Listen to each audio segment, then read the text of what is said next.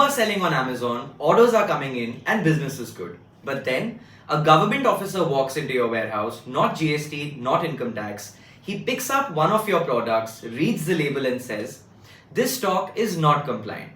No warnings, no prior notice, product seized, listing suspended, and legal notice issued. And in that moment, every seller asks the same question: "I didn't even know the law existed." And this is the most expensive sentence in Indian e-commerce today.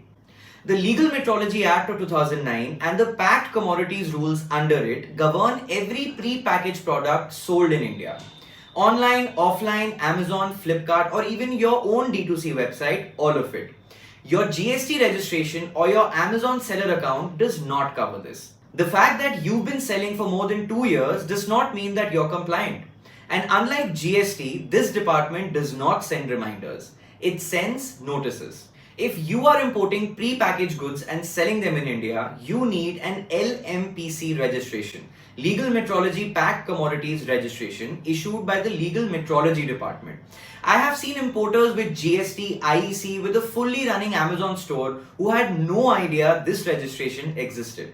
Their shipment was detained at customs, their listing were pulled, and then the questions began. Without a valid LMPC, customs can hold your goods before they even reach you. The platforms can reject your listing before your first sale. And if an inspector finds you selling without it, you are personally liable, not your company. This registration is not optional, it's mandatory and is a price of entering into the Indian marketplace.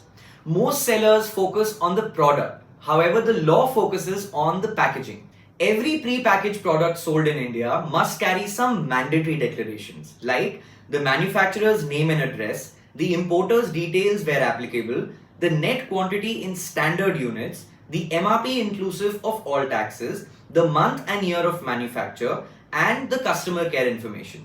And here is where the enforcement action actually happens. I have seen sellers import lakhs of rupees worth of inventory only to discover that the importer declaration on the package was either missing or defective.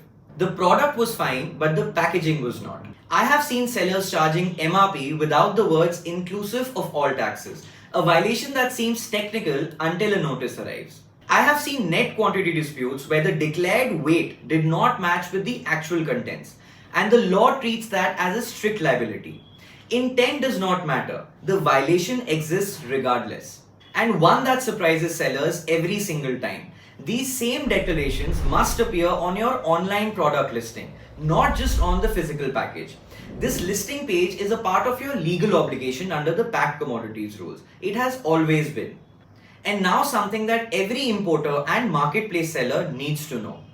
In February 2026, the government notified a significant amendment to the packed commodities rules specifically targeting imported products sold online. And it comes into force on 1st of July 2026. The notification says, every e-commerce entity selling imported products shall provide products listing in a searchable and sortable filter specifying the country of origin. And here is what most sellers think this means.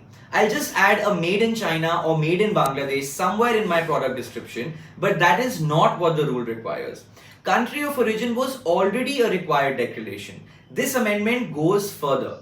Every e-commerce platform selling imported products must now allow customers to actively search and filter products by country of origin. It's no longer about disclosure. It's about the architecture. How information is structured and accessible on the platform itself. Marketplaces, D2C website, inventory-based sellers, importers listing on any digital platform all fall within this scope. The deadline is 1st of July 2026 and non-compliance can attract penalties under the Legal Metrology Act. Now let me tell you how exactly most legal metrology notices begin. Not with a fraud, not with a major violation, but with something embarrassingly small. Maybe a mismatch between what is printed on the package and what appears on the online listing. Maybe an MRP that was updated on the package but not on the platform. Or maybe an importer detail that was missing from the products page. Or maybe a net quantity disclosure that was incomplete. Remember this, the law does not require that a customer was actually harmed. It does not require intent.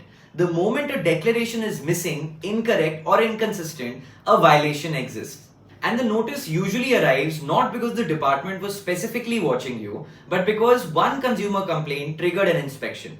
One inspection found a discrepancy, and that discrepancy became a notice. I have seen this happen to sellers who were running clean, honest businesses because the problem was never their products, it was always the packaging and the listing.